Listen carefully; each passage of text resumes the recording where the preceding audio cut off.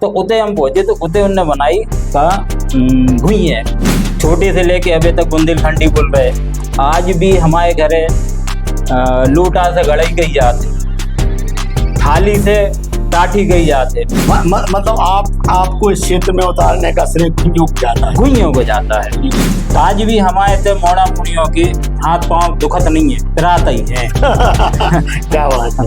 मतलब बुंदेलखंडी बोली को आप भी मानते हैं? ये बड़ी खूबसूरत ये बोली है, बड़ी खूबसूरत भाषा है। जैसे आपने बताया बारे का ब्याह या घर घर की कहानी, तो बारे का ब्याह आपका सीरियल बहुत लोकप्रिय हुआ है, हमने भी 2-3 एपिसोड उसके देखे हैं। ये एक्चुअली है क्या? मतलब बाहर से जैसे किसी ने आपकी जोश को कहा हो कि ये खराब है, अश्लील है, या ये परिवार के साथ नहीं आप बोल सकते, ऐसा कुछ कभी हुआ हो? बुंदेलखंडी भाषा एक आज देश की मतलब चुनिंदा भाषाओं में आ गई है। आप देख सकते हैं कि बड़ी बड़ी जो एक्टर हैं, कलाकार हैं, वो भी आज बुंदेलखंडी भाषा बोलते हैं। हाँ, सोशल मीडिया पे और टीवी पे भी सीरियल आप देख रहे होंगे कि बुंदेलखंडी 2-3 सीरियल चल रहे हैं जो शुद्ध बुंदेलखंडी बोलते हैं। करो तो मत करो, बंद मत करो, करें सब एडिट में आ जाते। नमस्कार, एक बार फिर स्वागत है आपका हमारे इस पॉडकास्ट शो में जिसका नाम है RJs real talk. RJs real talk में हम बात करते हैं जमीन से जुड़ी उन प्रतिभाओं से, उन हस्तियों से जिन्होंने ना सिर्फ देश में अपना नाम रोशन किया है, बल्कि अपने क्षेत्र से, छोटे से शहर से उठकर भी वे लगातार अपनी प्रतिभाओं को निखारने का प्रयास कर रहे हैं। कहते हैं कि प्रतिभा परिचय की मोहताज नहीं होती। छोटे से कस्बों में, शहरों में, गांवों में ऐसी कई प्रतिभाएं छिपी रहती हैं जो बुंदेलखंड के अंचल में भी अपना नाम रोशन करती हैं। बुंदेलखंड बोली की बात ही निराली है। आज सोशल मीडिया पर, टीवी पर या फिल्म इंडस्ट्रीज में बुंदेलखंडी बोली को कॉमेडी के रूप में लिया जा रहा है और बुंदेलखंडी बोली में, बुंदेलखंडी भाषा में कई प्रकार के सीरियल भी बनाए जा रहे हैं। आज हम आपकी बात कराएंगे ऐसे ही एक कलाकार से जो कि बुंदेलखंडी बोली को प्रचार तो कर ही रहा है, साथ ही साथ लोगों को हंसाने का और रुलाने का काम, इमोशनल वीडियो भी इनके काफ़ी बने हैं और लगातार इन्होंने अपने वीडियोस के माध्यम से लोगों में एक अपनी पहचान बनाई है, एक छवि बनाई है। हजारों लोग इनसे जुड़ चुके हैं। तो ऐसे ही बुंदेलखंडी बोली के प्रतिभा के धनी दिनेश कुशवाहा जी आज हमारे साथ मौजूद हैं। दिनेश जी, बहुत बहुत स्वागत है आपका। आपका भी बहुत बहुत धन्यवाद। आपका मैं बहुत बहुत धन्यवाद करता हूँ, आपको और आपकी पूरी टीम को, जो इतने बड़े मंच पे आके एक छोटे से कलाकार को बिठाला। नहीं, आप छोटे नहीं हो, आप कलाकार कभी छोटा नहीं होता दिनेश भाई। नहीं, अभी अपन जमीन से जुड़े कलाकार हैं, काफी छोटे कलाकार हैं। देखिए क्या है, जो लोग आसमान पे उड़ रहे हैं वो भी कभी ना कभी जमीन से जुड़े होंगे। जमीन पे तो उन्हें रहना ही पड़ता है। हाँ, जमीन तो ऐसा है कि रहना ही पड़ेगा जमीन। यदि हम लोग अपनी जमीन नहीं छोड़ें तो ठीक रहता है, क्योंकि जमीन छोड़ देता है जो व्यक्ति और हवा में तैरने लगता है, उसका अंत भी जल्दी होता है। हाँ, वो तो कभी ना कभी बहुत जल्दी जमीन पे वापस आएगा। चलिए दिनेश भाई, अच्छा लगा आपके विचार सुन के। तो हम अपनी इस बात को शुरू कर रहे हैं। बुंदेलखंड में एक बहुत पहले जब हम लोग कॉलेज में पढ़ाई करते थे तो उस समय हमारे एक सर थे, उनका नाम था प्रोफेसर SP जैन साहब, जो इस समय छतरपुर में है। तो वो अक्सर एक लोकगीत, बुंदेलखंडी गीत गुनगुनाते थे। हम अपने दर्शकों को आज एक अलग ही अंदाज में ये सुनाना चाहते हैं कि उन्ना पैरें ऊजरे, उन्ना पैरें ऊजरे, जिनमें धूल लगत नैया, और पान दवाएं मुँह में लल्ला, पड़वेखों जाऊत नैया। पान दवाएं मुँह में लल्ला, पड़वेखों जाऊत नैया, और दद्दा सोचत के बेटा साहब बने, दद्दा सोचत के बेटा साहब बने, और बेटा कहूँ पड़त नहीं। ये 4 लाइनें थी बुंदेलखंड की जो हमें आज भी याद है। ये हमारी भाषा की, ये हमारी संस्कृति की एक धरोहर है, बुंदेलखंड और बुंदेलखंडी भाषा। तो हम शुरू करते हैं भाई साहब। दिनेश भाई आज यहाँ पर आए हैं। आपका जो हास्य का जो सफ़र है, जो बुंदेलखंडी भाषा में आपने सीरियल बनाए, वो कब और कैसे शुरू हुआ? इसका सफर देखो, बचपन से तो हमारा कोई शौक नहीं था कि कोई कॉमेडी करें या सीरियल बनाए, कुछ नहीं था। एक समय की बात है जब ये टिकटॉक चलता था, टिकटॉक। तो हमारे एक मित्र हैं राकेश प्रजापति, वो टिकटॉक पर वीडियो बनाया करते थे, बनाते और फिर तो वो बंद हो गया। तो हमने उनको सलाह दी कि आप अपनी बुंदेलखंडी भाषा में, अपनी भाषा में वीडियो बनाओ। तो उनका जवाब था कि कोई हमारे पास तो मान लो कॉमेडी पंच नहीं है, तुम्हारे पास हो तो हमें बता दो। तो उसी टाइम में कोरोना की बात है, तो हम गए थे अपनी साली के लिए लड़का देखने के लिए छतरपुर।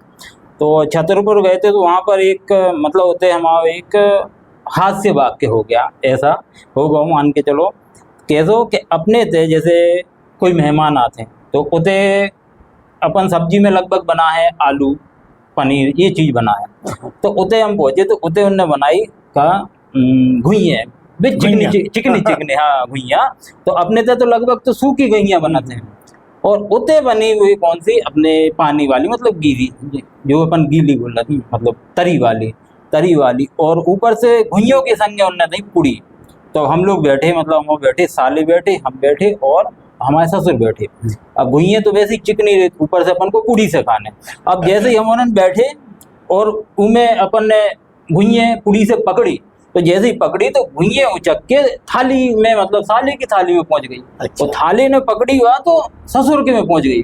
अब होते वो हंसी बात होगा, जो हंस बात। तो हमने अपने मित्र को बताओ, तो मित्र ने उनने कि एक काम करो, हम नहीं बना पे आप ही शूट करो। तो उनसे डायरेक्ट शूट करो, तो वह वीडियो अच्छी चली। तो उनको हथों का कि हम गए लड़का देखे साली के लाजे, तो होते खाना हाउस में घुइयाँ खा रहे थे। तो हम के वो बताओ कि जैसे ही हमने उन्होंने कोरा लाओ अपनो और सब्जी में डालो, तो घुइयाँ उचक के एक दूसरे की थाली में जा रहे हैं।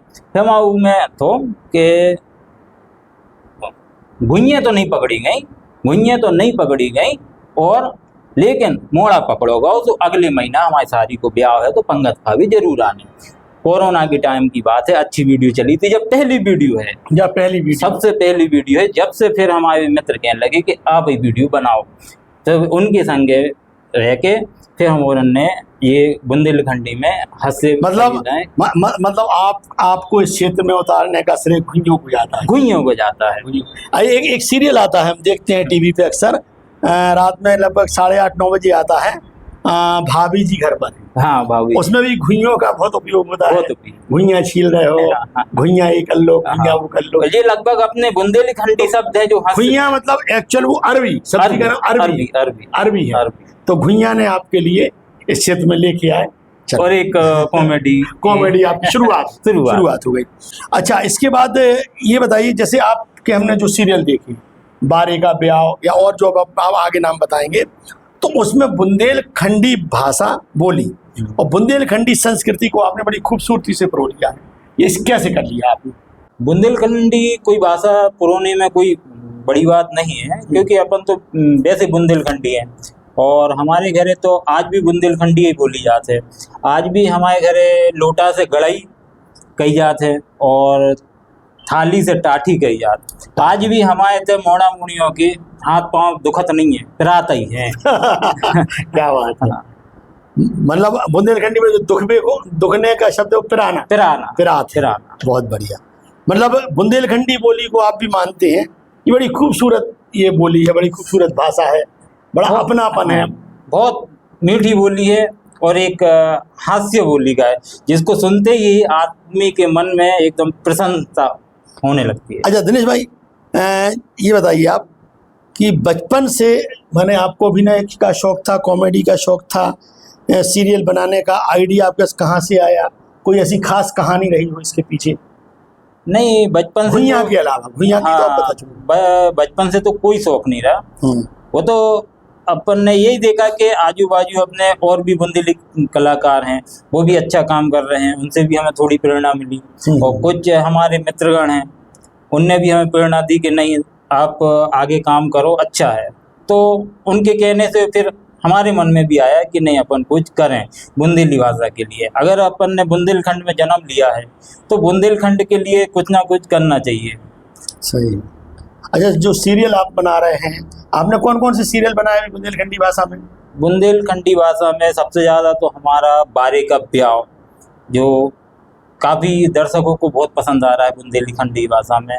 और इसके अलावा भी अपन ने छोटी छोटी शॉर्ट वीडियो बनाई है, फिल्में बनाई है बुंदेलखंडी भाषा में, जैसे घर घर की कहानी, एक गांव ऐसा भी, और घर घर की कथा, और स्त्री 2 की शूटिंग अभी चल रही है। और एक स्त्री ये भूतों वाली जो हाँ हॉरर वो अपन बुंदेलखंडी में अपनी भाषा में ही बना रहे हैं। अच्छा अच्छा हाँ। जैसे आपने बताया बारे का ब्याह या घर घर की कहानी, तो ये बारे का ब्याह आपका सीरियल बहुत लोकप्रिय हुआ है, हमने भी 2-3 एपिसोड उसके देखे हैं। ये एक्चुअली है क्या? बारे का ब्याह का मतलब है ऐसा है कि अभी शादी ब्याह में खास तौर से लड़कों की और सभी समाज में अब दिक्कत होने लगी है कि ब्याह में कई प्रकार की परेशानी आती हैं, छोटी बड़ी बहुत सारी परेशानी ऐसी आती है जिसके कारण से शादी टूट जाती है। तो उन्हीं घटनाओं को लेकर अपन बारे के ब्याह में दर्शकों को दिखा रहे हैं, वो भी अपन कॉमेडी के उसमें बुंदेलखंडी मतलब उसमें बारे नाम का कोई कैरेक्टर है जिसकी शादी नहीं हो पा रही है? हाँ, जो बारे नाम का कैरेक्टर है वो तो मैं ही हूँ। हाँ। मतलब हम ही है बारे। हाँ। तो अपन बस बारे का वो है कि बारे का ब्याह नहीं हो पा रहा। अच्छा, एक आध मतलब किस कारण, एक आध कोई कारण आप दर्शकों को बता दो कि ऐसा, माने जो आपने बहुत सारे सीरियल बनाए इसमें। हाँ। करीब 27 सीरियल बन चुके आपके। हाँ लगभग। तो उसमें एक आध कोई किस कारण से शादी उसकी अक्सर टूट जाएगा? जैसे आज का माहौल चल रहा है कि पता चले कि लड़का देखने गए तो लड़का को सास, अभी का केस है कोई के सास पसंद आ गई तो सास को लेके भाग गए। ये हमने आज से 1.5-2 साल पहले दर्शाया था कि हम लोग साथ मतलब लड़की देखने जाते हैं तो क्या होता है, हमारे जो मतलब कक्का, जो बुंदेलखंडी भाषा में चाचा को कक्का बोलते हैं, तो कक्का का क्या हुआ कि कक्का को लड़की की माँ पसंद आ गई तो कक्का लड़की के माँ को लेके चले गए। उस कारण से हमारा मतलब बारे का ब्याह एक बार फिर टूट गया। एक बार फिर टूट गया। हाँ, ये ऐसी छोटी छोटी सी चीजें हैं। हाँ, इसे हास्य में प्रो के आप लोग पेश कर रहे हो। बहुत अच्छा सीरियल। ये सीरियल निश्चित रूप से हम भी दर्शकों को ये कहना चाहेंगे कि यदि बारे का ब्याह दिनेश कुशवाहा अगर आप यूट्यूब पे सर्च करते हो तो आपको ये मिलेगा, और बड़ा अच्छा और पारिवारिक तो है ना, देख सकते हैं ना परिवार के लोग, सब लोग बच्चे बूढ़े माता पिता सबके साथ पारिवारिक सीरियल है, सबके साथ अपन देख सकते हैं, देखेंगे, हम लोग भी देखेंगे। तो अब हम आपसे पूछना चाहेंगे कि आप जो कहानियां होती हैं वो बड़ी मौलिक होती हैं, आपने बताया छोटी छोटी सी चीज़ों को लेके आप करते हैं। तो आपकी एक और जो सीरियल आपने बोला है घर घर की कहानी, इसमें क्या था? घर घर की कहानी में वो होता है कि शादीशुदा जीवन है, हर आदमी का शादीशुदा जीवन और बिना शादी मतलब कुंवारा जीवन एकदम अलग होता है। तो अपन बारे के ब्याह में कुंवारा जीवन बता रहे हैं, और घर घर की कहानी में अपन शादीशुदा वाला जीवन, जो शादी के बाद की जो कठिनाई है, पति पत्नी की नोक झोंक है, ये चीज अपन बता रहे हैं उसमें। अच्छा, घर घर की कहानी, छोटी छोटी सी जो समस्याएं होती है, हाँ, बच्चों की समस्या, उनको लेके, हाँ, यहाँ पे बहुत बढ़िया बात है। अच्छा, ये स्क्रिप्ट जो आपकी तैयार होती है, जैसे आपने कोई सीरियल बनाया है तो पहले जो नियम होते हैं कि पहले स्क्रिप्ट लिखी जाती है, फिर कलाकारों को दी जाती है, तो स्क्रिप्ट के आप ही लिखते हैं या जो मन में आए वो बोल देते हैं? नहीं, पहले क्या है, हम लोग जैसे यूट्यूब के जितने भी कलाकार हैं हमारे, जैसे हमने लिख दी, फिर उसका सबके सामने रखेंगे, फिर वो संशोधन होगा थोड़ा बहुत, जैसे कुछ मिस्टेक हमसे हो जाती है, कुछ उनसे हो जाती है, सब जन मिलके उसका फिर मेन जो है हास्य वो निकालेंगे, फिर उसके बाद अपन उसको शूट करेंगे। अच्छा, आपने ये काम शुरू किया, इसके बाद आपको कलाकारों को भी ढूंढना पड़ा होगा, आपकी मित्र मंडली है, तो ये कलाकार कौन है, माने किस टाइप के लोग हैं, क्या करते हैं वास्तव में अपने जीवन में, उनके बारे में थोड़ा सा आप बताइए। लगभग हमारे जो कलाकार हैं लगभग अच्छे परिवार से हैं, सक्षम है, और सबका एक अपना अपना शौक है, और सबसे ज़्यादा हमारे लिए सहयोग मिला है तो माँ मोतीचूर समिति का मिला है, जिसमें कई हमारे मित्रगण हैं, और जो समिति के सभी सदस्य छोटे से लेके मतलब 80-85 साल तक के जो हमारे दादाजी हैं, एच.डी. गोस्वामी, वो तक हमारे किरदार में बराबर आते हैं, और उनका आशीर्वाद रहा है, तो जिसमें हमें कभी भी किरदारों की कमी नहीं पड़ी है। गोस्वामी जी तो वैसे भी हमें लगता है अपनी जिंदगी में बड़े ही बिंदास व्यक्ति हैं बिंदास। और बिल्कुल हम लोगों भी बात करते हैं तो बुंदेलखंडी भाषा में वो हम लोगों से भी बात करते हैं। आज भी ऐसा नहीं लगता कि उनकी उम्र इतनी है। अच्छा। बच्चों के साथ, जैसे हम लोग के साथ अगर वो शूटिंग कर रहे हैं तो बिल्कुल बच्चे बन के शूटिंग करते हैं। तो ये सारे कलाकार आपकी माँ मोतीचूर समिति जो है हाँ, उसी और- के अधिकांश सदस्य। हाँ, और कुछ हमारी ये अपने कटरा मंदिर समिति है, अंजनी नंदन, उनके भी सदस्य, जैसे अपने पटेरिया जी बहुत अच्छे कलाकार हैं। अनिल पटेल। अनिल पटेरिया जी बहुत अच्छे कलाकार हैं, उनका भी सहयोग रहा है। और हमारे जो सुर संगम ग्रुप के ठाकुर साहब हैं, उनका भी सहयोग अच्छा रहा है, हर चीज़ में सहयोग करते हैं। आप एक नाम भूल रहे हो दिनेश भाई। हाँ, वो हम आपको याद दिला देते हाँ। हैं। हमने देखा है, आपकी रील्स देखी है, सीरियल देखे हैं। आपकी धर्मपत्नी और आपके बच्चे भी इन चीजों में आपका सहयोग करते हैं, तो उनके बारे में आप बताइए, उन्हें कैसे आप इस क्षेत्र में लेके आए। बाकी ये कहना तो गलत है कि हम उनको क्षेत्र में लेके आए। मतलब वीडियो बनाने में सबसे ज़्यादा सहयोग और जो मोटिवेशन है वो हमारे घर से ही है। हमारी मिसेज, हमारी मम्मी पापा, बड़े भैया, हमारे सास ससुर, सभी का सहयोग रहा है। कभी भी ऐसा नहीं बोला है कि तुम क्या कर रहे हो। आज भी अगर हम कभी ऐसे नर्वस टाइप के होते हैं, वीडियो बनाने में टाइम नहीं मिलता है, तो हमारी मिसेज हर दिन हमें प्रोत्साहित करती है, नहीं बनाओ, कुछ तो वीडियो बनाओ। तो ये उनका ही सहयोग। जब आपको कलाकार नहीं मिलते तो आप अपनी धर्मपत्नी से ही एक्टिंग करा लेते। हाँ, एक हमने देखा था ऐसा कुछ होता है। जैसे वो खुद बोलती हैं कि कोई नहीं है, जैसे टाइम कम है आपके पास, तो हम अपन दोनों बैठ के वीडियो बना ले। हाँ। ये कोऑर्डिनेशन आप लोगों के बीच काफी अच्छा। हाँ। बच्चे भी आपके कर। हाँ, बच्चे मेरे 3 बच्चे हैं, एक लड़की, 2 लड़का, और लगभग तीनों जन वीडियो में अच्छा किरदार निभाते हैं। बहुत बढ़िया। ये जो आप शूटिंग करते हैं तो इसमें एडिटिंग भी होती है, शूटिंग भी होती है, तो ये सारा काम आपकी कोई टीम करती है, आप अकेले करते हैं? लगभग तो अभी तो सब जो एडिटिंग का काम है वो हम ही करते हैं, मोबाइल से ही करते हैं। आप ही करते हैं? हाँ। हास्य कलाकार आप हैं, मतलब हम आपको ये मान के चलते हैं, आप बुंदेलखंडी कलाकार तो हैं, हास्य कलाकार भी हैं। तो हास्य कलाकार होने के नाते आपको सबसे कठिन चुनौती कौन सी लगती है? 2 चुनौतियां हम आपको दे रहे हैं। एक, लोगों को हंसाना, ये भी एक चुनौती है, आज के दौर में लोग हंसे। और दूसरा, जब लोग आपको ट्रोल्स करते हैं, आप पर तानाकशी करते हैं, तो इन दोनों में से आपको क्या लगता है, कौन सी कठिन चुनौती है? दोनों ही कठिन चुनौती है आपके लिए? हमारे हिसाब से तो दोनों ही कठिन चुनौतियां हैं। लोगों को हंसाना बहुत बड़ी बात है, अगर कोई अपने वजह से हंस रहा है तो बहुत अच्छी बात भी है। और रही वो ताने कसने वाली, तो लगभग मान के चलो आदमी ताने कसते हैं, तो फिर हमारा काम ये रहता है कि ये तो या तो उनको थोड़ा वो समझाएं।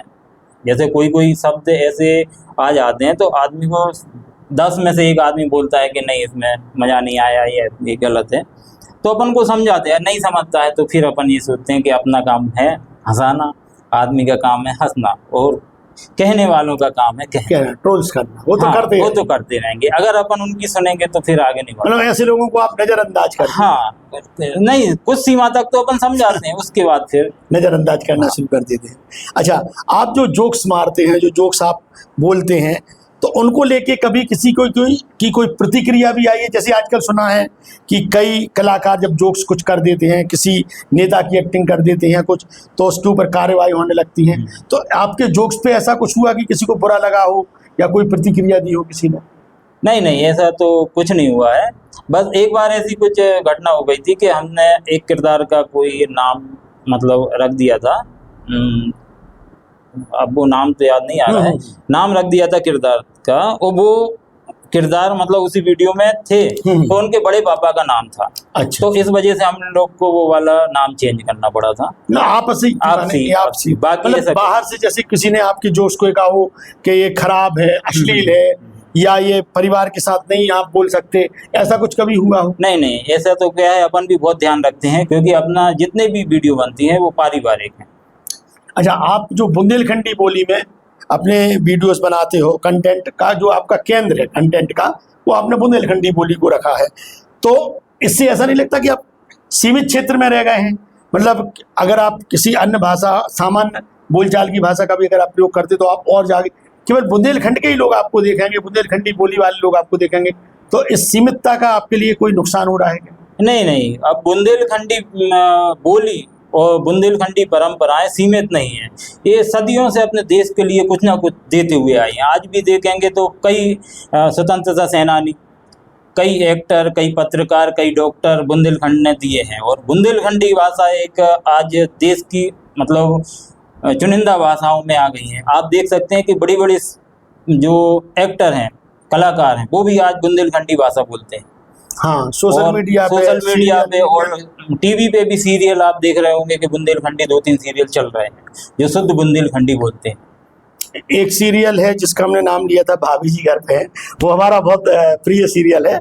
उसमें एक हप्पू सिंह है, हाँ, वो भी पूरा बुंदेलखंडी, हाँ, पूरे बुंदेलखंडी, वो भी बुंदेलखंड के ही हैं। और हप्पू सिंह मतलब उनका पूरा किरदार बुंदेलखंडी का है। जी जी, अच्छा किरदार निभाते हैं बुंदेलखंडी में। तो इसलिए हमें ऐसा लगता है कि हम बुंदेलखंडी यूज कर रहे हैं तो कोई गलत नहीं कर रहे हैं। आगे चल के बुंदेलखंडी और ज़्यादा नाम करेगी और हमारा जितना सहयोग है बुंदेलखंडी ऊपर ले जाने का, तो वो तो अपन कहते भी, कहावत भी है बुंदेलखंड के बारे में, 100 दंडी एक बुंदेलखंडी। हाँ, मतलब 100 लोग उद्दंड करेंगे, परेशान करेंगे, हाँ, उन सब पे भारी एक बुंदेलखंडी पड़ जाता है, ऐसी वो भी है। चलिए हम आगे बढ़ते हैं। दिनेश भाई, बुंदेलखंड की कोई ऐसी बात जो आपको प्रेरित करती, हमारे बुंदेलखंड क्षेत्र कोई ऐसी चीज हो जिसने आपको प्रेरणा दी हो कि यार ये हमारा बुंदेलखंड है, और सीना गर्व से तन जाता? ऐसी तो बुंदेलखंड में मतलब कई हैं, और बाकी हमें जो प्रेरणा देती है तो हमारा जैसे अपने ओरछा का किला, हमारे वो अलाउद्दीन, उनकी आज भी कहानी जब गांव में, अब तो शहर में तो बंद हो गई, गांव में कहीं कहीं सुनने को मिलती है। आज भी रोंगटे खड़े हो जाते हैं, लगभग वो सावन के महीने में सुनाई देती हैं। अलाउद्दीन तो वो बहुत देवी जी के, मां शारदा के भक्त थे, वो मां शारदा के बहुत बड़े भक्त थे। और भगवान श्री राम जो आज अयोध्या के बाद अपने ओरछा में स्थित हैं, जो राजा राम के नाम से वैसे ही वहाँ प्रसिद्ध हैं, राम राजा सरकार से बहुत अच्छी है जी। अच्छा, आपने अलाउद्दीन जी का नाम लिया, कोई एक आला आपको याद है क्या? आला सुना तो बहुत है, अच्छा भी लगता है, लेकिन कभी पढ़ा नहीं है। हाँ, उसे सुना नहीं सकती, सुना है आपने, लेकिन सुना नहीं सकती। चलिए, आपके परिवार और दोस्तों का जो एक आपका, जैसे जो आपके साथ कलाकार है वो तो आपके दोस्त हैं, लेकिन आपका जो परिवार है, परिवार के आपने बहुत सारे सदस्यों के नाम लिए, तो उनका आपकी इस कला के प्रति क्या नजरिया रहता है? हमारे परिवार का तो हम आपको पहले ही बता चुके हैं कि सबका सहयोग है। और दोस्त भी, कई दोस्त एक ऐसे हैं जो वीडियो में या किरदार में कभी नहीं आए, लेकिन पीछे से सहयोग उनका सहयोग करता बहुत रहा है।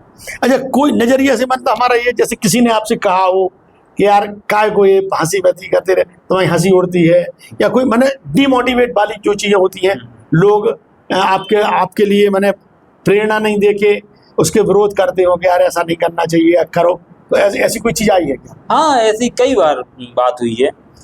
अपने ज़्यादातर तो जो पहचान वाले रहते हैं, जैसे रिश्तेदार हुए या आजू बाजू अड़ोसी पड़ोसी, उनको वो ही ज़्यादा दिक्कत है, उनको ही परेशानी होती है कि आप ये क्या कर रहे हो। अच्छा, और बाकी उनको लेना देना कुछ नहीं है, सिर्फ उंगली करने वाला काम है, तो अपन इन चीज पे ज़्यादा ध्यान नहीं देते। पड़ोसियों को तकलीफ होती है। आपकी जिंदगी का कोई ऐसा मोड़ जो आपको याद हो, आपको इस मुकाम तक लाया हो, जिसे आप अक्सर अपने जीवन में याद रखते हो?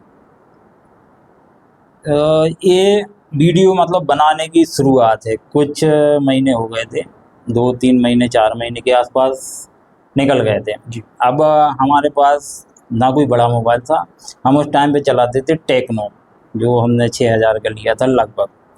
अब उसमें क्वालिटी बिल्कुल नहीं थी। अब कहीं क्या करें, तो हमारे जो दोस्त हैं, एक जितेंद्र साहू और एक राकेश प्रजापति तो वीडियो में हमारे रहते हैं, दादा हैं, मतलब किरदार में पापा हैं, और एक है जितेंद्र साहू जो हमारे किरदार में लगभग नहीं है, कभी नहीं आते हैं। तो इन दोनों ने मतलब सोचा कि नहीं, तुम अच्छा काम कर रहे हो, तो इन दोनों ने मिल के फिर एक जन ने अपने नाम पे लिया मोबाइल, एक किस्त भरी, जब जाके हमने सबसे पहले मोबाइल लिया था अपना M51। जो हमें उनने दिलाया था, दोनों मित्रों ने।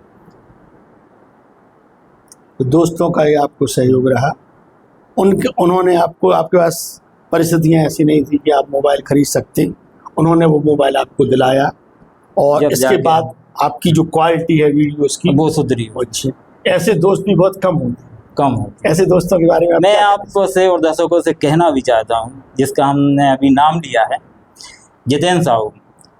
ऐसा मित्र है जो लगभग तो साथ रहता है, लेकिन मनमुटाव सबसे ज़्यादा होता है। अच्छा। आज की डेट में भी अभी हमारा मनमुटाव चल रहा है, महीने 2 महीने से बातचीत नहीं हो रही है, लेकिन इतना विश्वास क्या है कि कारण क्या? कारण ये छोटी, मतलब देखो, अगर मित्रता है तो झगड़ा होना जरूरी है, अगर झगड़ा नहीं हुआ तो वो स्वार्थ है, मतलब स्वार्थ है, एक दूसरे की चापलूसी करना स्वार्थ है। हम लोग की साल में 2 महीने लगभग विवाद रहता है, मनमुटाव रहता है, लेकिन ये है अभी अगर उसका फ़ोन आ जाए कि हम इस परेशानी में रात में 2 बजे कभी, तो हम चले जाएंगे, वो आ जाएगा। लगभग अभी थोड़ा सा महीने 2 महीने से मनमुटाव चल रहा है, लेकिन ऐसे दोस्त होना चाहिए। ऐसे दोस्त होना चाहिए जो आपकी तकलीफ को देखें। हाँ। अच्छा, आपने उनसे मोबाइल नहीं मांगा होगा, उन्होंने खुद देखा होगा कि क्वालिटी नहीं आ रही है। हाँ। और दिनेश का इतना मन है अच्छे वीडियोस बनाने का। पहले उन्होंने बहुत कहा कि देखो, अब जब काम कर रहे हो तो मोबाइल लो, तो हम अब परिस्थितियाँ ऐसी है कि मोबाइल नहीं ले सकते थे।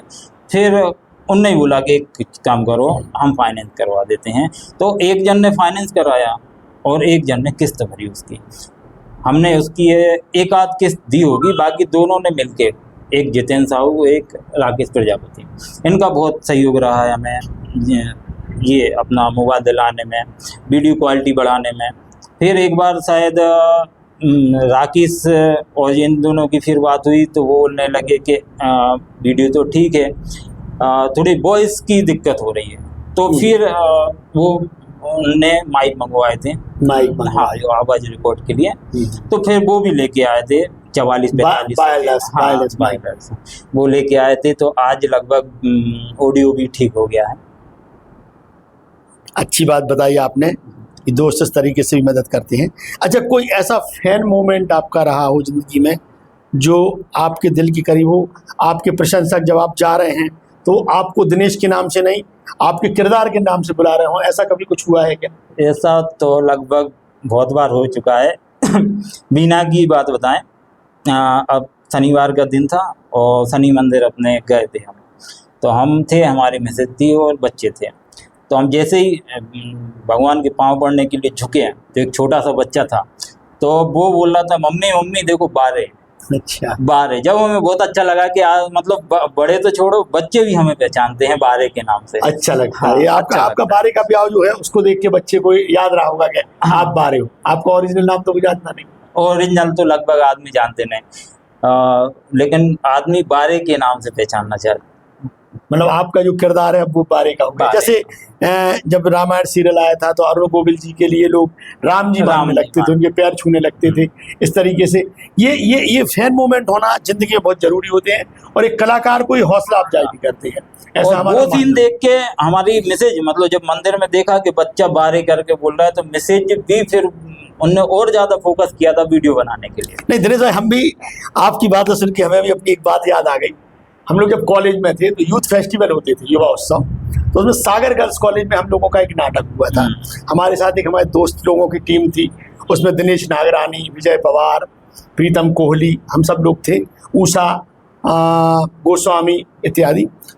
तो वो था, वो एक्चुअली वो जो नाटक था जिसमें हम लोगों ने भाग लिया था सागर गर्ल्स कॉलेज में, उस नाटक में हमने भंगी का किरदार किया था। भंगी इन द सेंस जो साफ सफाई करता है, सुबह झाड़ू लगाता है, उसका रोल किया था। वो जातिवादी प्रथा पे वो नाटक था। उसमें एक महिला होती है जो अपनी बहू को इस तरीके से मंदिर लेके जाती है कि किसी से छिल ना जाए, लेकिन वो उस झाड़ू से किसी तरीके से टच हो जाती है। जब वो टच हो जाती है तो वो अपनी बहू से कहती है कि चल अब तू घर चल के फिर से नहा। इस दौरान वो भंगी भी माफ़ी मांगता है, वो जमादार जो भी है कि माता जी गलती हो गई, लेकिन वो उसको भी मार पीटती है, उसी की झाड़ू से पीटती है। उस माँ के लड़के का एक्सीडेंट हो जाता है और उसे खून की ज़रूरत पड़ती है। जब खून की ज़रूरत पड़ती है तो वही भंगी उसके लड़के को खून दे के उसकी जान बचाता है। तब उसकी माँ कहती है कि अब ये सब चीज़ें छुआछूत नहीं मानना चाहिए। ये हम लोगों ने एक नाटक किया था, नाटिका की थी वहाँ पे गर्ल्स कॉलेज में, तो उसमें जो हमने भंगी का रोल किया था, तो हमें पता है जब हम स्टेज के बाहर गए, बैक स्टेज गए या बाहर जब हम लोग निकले, तो वहाँ की गर्ल्स कॉलेज की जो लड़कियाँ थी, बहनें थी, वो कहती अरे भंगी जा रहा है, भंगी जा रहा है, मतलब उन्हें भंगी के साथ। और वहाँ की जो प्रिंसिपल थी उन्होंने भी बोला था कि इस लड़के में बहुत कलर्स हैं, बहुत टैलेंट है, और ये लड़का आगे, बाकी आगे हम नहीं कर पाए ऐसा कुछ, लेकिन आपको देख के हमें भी ऐसा लग रहा है कि हमें भी कुछ करना चाहिए। हाँ। अगर मौका लगा तो आप ही के साथ कभी काम करने का प्रयास करेंगे। चलिए अब आपके क्या प्रोजेक्ट है? अब जो अभी तो जो आपका हो रहा है, चल रहा है, वो तो है, आप और किन किन चीज़ों पे आप काम कर रहे हैं? अब हमारी सोच है कि बुंदेलखंड में कोई फिल्म बनाई जाए। अभी हमारी 1 आध घंटे की फिल्म आई थी स्त्री, अब स्त्री 2 की शूटिंग चल रही है। दर्शकों को जल्दी से जल्दी, ये स्त्री अभी हाल ही में एक स्त्री और स्त्री 2 बॉलीवुड में भी रिलीज हुई है, तो आपकी जो फिल्म है वो उन्हीं से इंस्पायर्ड है या कुछ अलग है? नहीं, उन्हीं से है लगभग, लेकिन बुंदेलखंडी में है, थोड़ी सी स्टोरी अलग है। हाँ, जब भूतनी बुंदेलखंडी बोलेगी, हाँ, जैसे एक डायलॉग बताइए, भूतनी अगर कुछ बोल रही है बुंदेलखंडी में कैसे बोलेगी?